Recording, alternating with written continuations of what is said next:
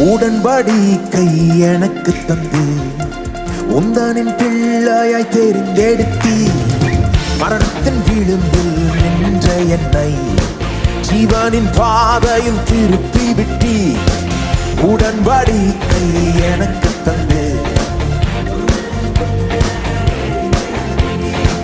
மரணத்தின் விளிம்பில் நின்ற என்னை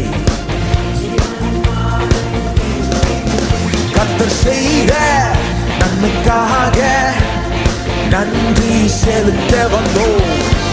நம்மை மறவா அவர் கிருபை எண்ணி துதிக்க வந்தோம்.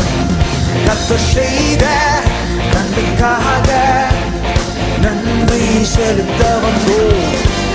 நம்மை மறவா அவர் கிருபை எண்ணி துதிக்க வந்தோம்.